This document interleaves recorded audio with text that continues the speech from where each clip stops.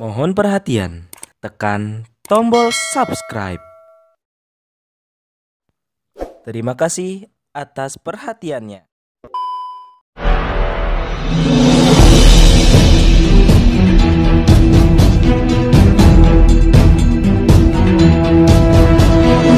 Saya Yani Muhammad, driver online Depok.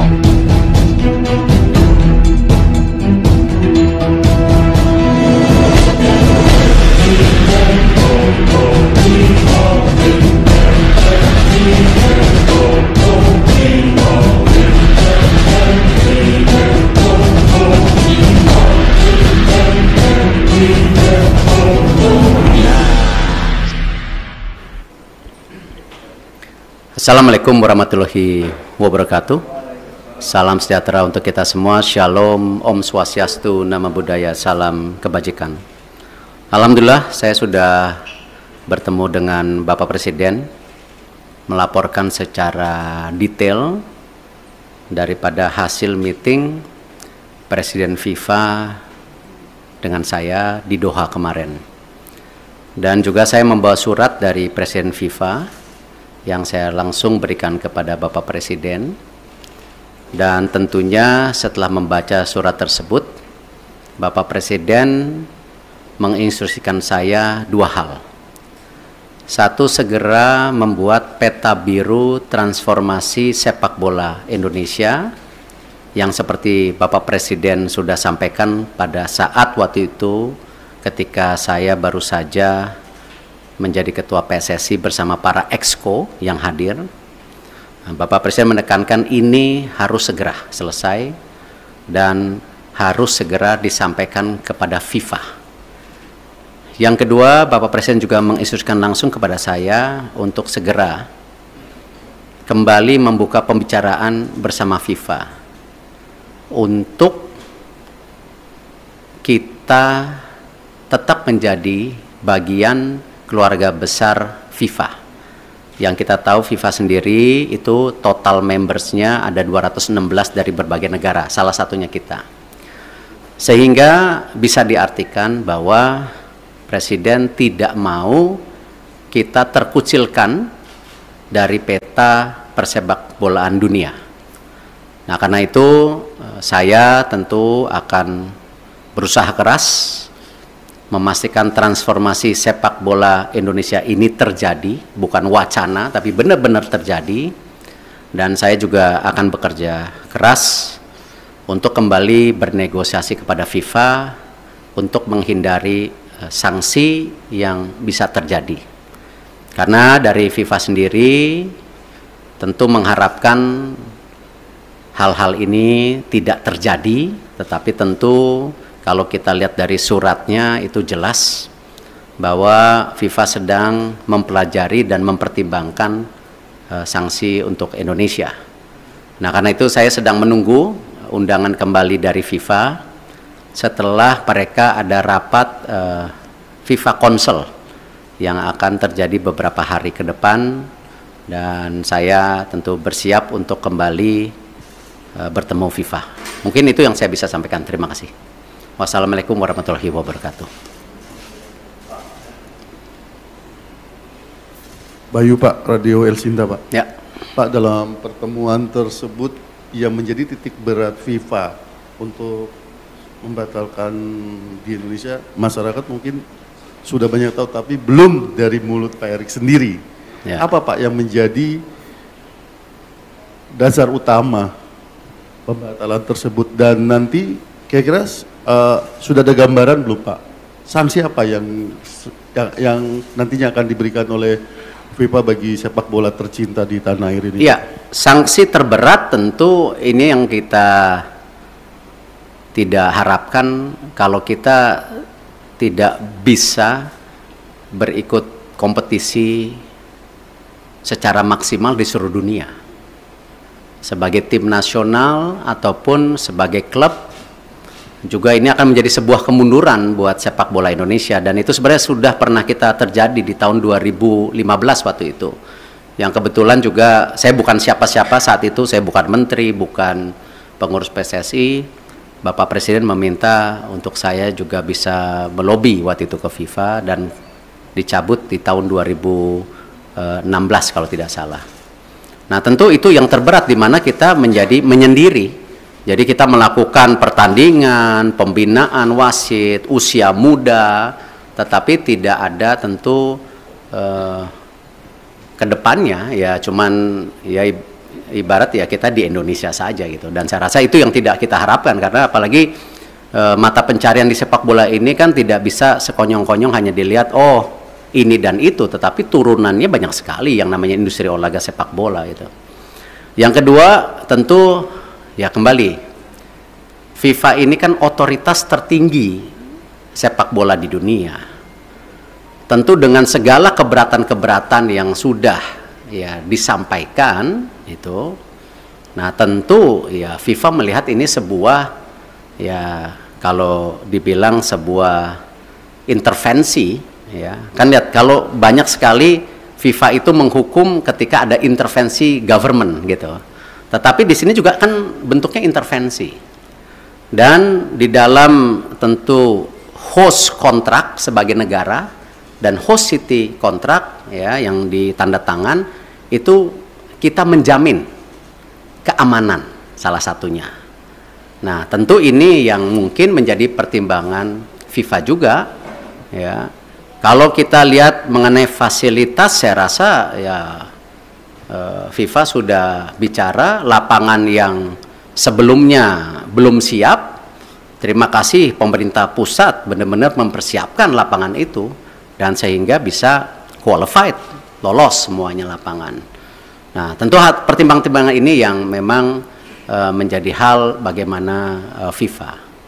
Khusus untuk sanksi tentu juga ada sanksi ringan ya seperti administrasi atau pergantian apa saya belum tahu lah. Cuman yang penting jangan yang sangat berat lah, karena ini salah satu saya rasa, saya nggak baca suratnya Presiden FIFA kepada Bapak Presiden, mungkin ya salah satunya Presiden FIFA mempertanyakan ini transformasi sepak bola Indonesia serius atau tidak. Makanya Presiden langsung menginstruksikan saya segera menyelesaikan peta biru sepak bola Indonesia untuk disampaikan di FIFA. Mungkin ada kaitannya dengan surat tersebut, saya nggak dapat soalnya isi suratnya gitu.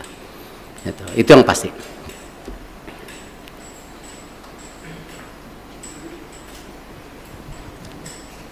Terima kasih Pak. Saya Anto dari Harian Kompas Pak. Tadi selain cetak biru tadi untuk jangka pendek dan menengah, khususnya bagi talenta-talenta muda Pak, itu bagaimana Pak pemerintah memfasilitasi para pemain usia muda kita Pak? Karena kan Piala Dunia U20 itu sebenarnya panggung bagi mereka ya Pak ya untuk berkembang. Itu yang pertama. Kemudian yang terkait yang kedua tadi Pak soal Indonesia supaya tidak terkucilkan oleh FIFA. Israel kan juga anggota dari FIFA Pak. Sementara Indonesia ada rencana bidding Piala Dunia 2034 ya Pak. Itu gimana Pak kelanjutannya? Karena presidennya udah ada di sini Pak. Kalau ini tidak dibenahi sikap tegas kita terhadap memposisikan Israel, itu nanti akan terulang lagi kayak ini Pak. Terima kasih Pak Erik. Ya, saya rasa hari ini kita jangan berpikir terlalu jauh dengan mimpi-mimpi 2034 ada Piala Dunia, ada Olimpiade yang kemarin juga di G20 disampaikan antara Presiden IOC Thomas Bach dan Indonesia. Saya rasa mungkin dengan berhati-hati ya kita bicara penyelesaian ini dulu, karena itu sesuatu yang saya rasa belum menjadi sebuah hal yang prioritas hari ini. Gitu. Yang pasti ya tentu tadi disampaikan bahwa Presiden tadi bicara sama saya, Presiden akan juga mengundang Timnas U20 1-2 hari ini. Saya tentu ada mekanismenya dari istana yang akan melakukan itu. Nah, Bapak Presiden, beliau sudah menyampaikan solusi-solusinya, dan tentu saya bilang, Bapak saya ikut aja, karena ini memang kan pemerintah yang harus hadir. Dan ini kenapa juga kemarin ketika pemilihan ketua PSSI kan sempat ada isu-isu seakan-akan pemerintah selalu di dalam wacana mengintervensi. Kan sebenarnya statuta FIFA itu jelas.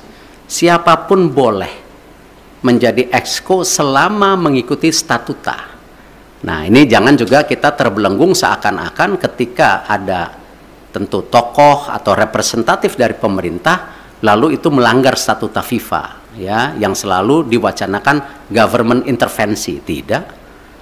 Nah, buktinya kita aman-aman saja gitu loh. Nah, inilah yang kenapa saya rasa pemeran pemerintah untuk pembangunan tim nasional, infrastruktur itu menjadi sangat penting. Tidak mungkin sebuah negara yang seperti Indonesia yang sedang ingin maju masuk dalam kategori negara berkembang, lalu olahraga sendiri menjadi terpisahkan, ya tidak mungkin, karena ini bagian dari tadi bagaimana kita membentuk yang namanya dorongan supaya terciptanya olahraga yang baik gitu. Dan ini yang kenapa kita selaraskan semua program ini secara bersama-sama gitu. Terakhir ya. Selamat siang Pak Erik, Fajar dari Tempo.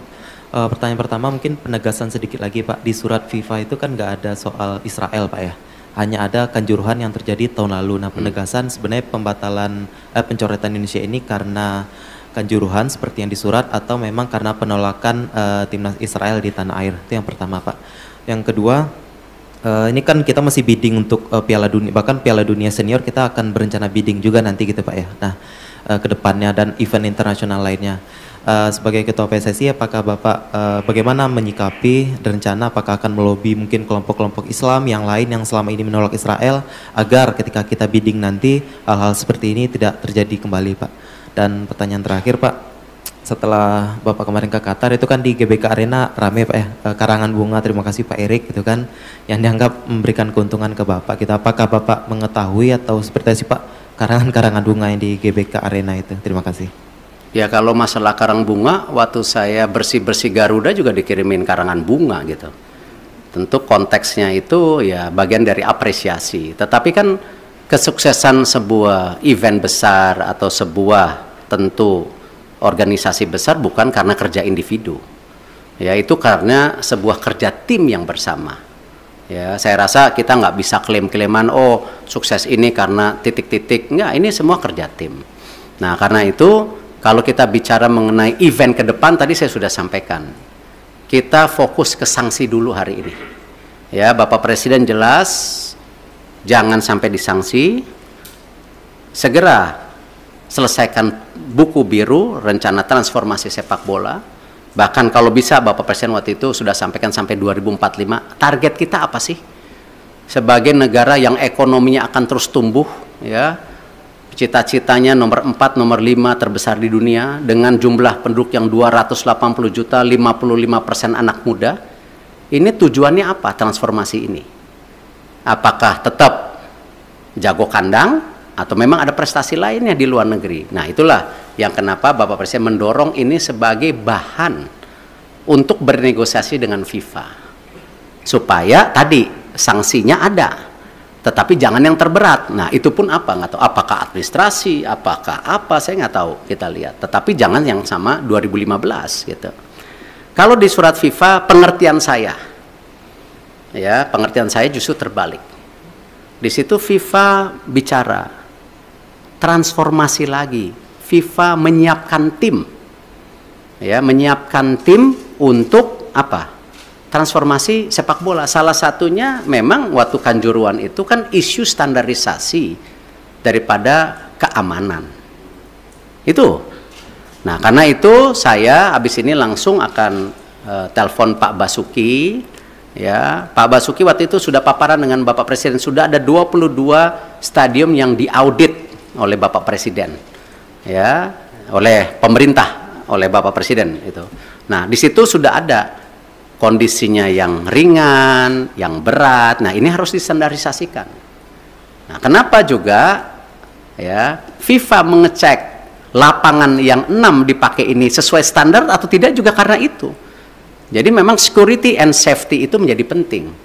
Ya, dan kita sebagai host country juga security dan safety menjadi penting, tidak aja dalam kegiatan event seperti liga kita.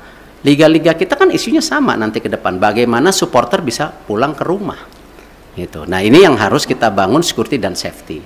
Dan saya rasa ini menjadi hal yang sangat kita harus standarisasikan, yang namanya manajemen pertandingan, manajemen lapangan pertandingan, itu harus menjadi hal-hal standar kalau memang kita mau juga menjadi transformasi. Jadi itu yang saya bisa sampaikan. Terima kasih. Wassalamualaikum warahmatullahi wabarakatuh.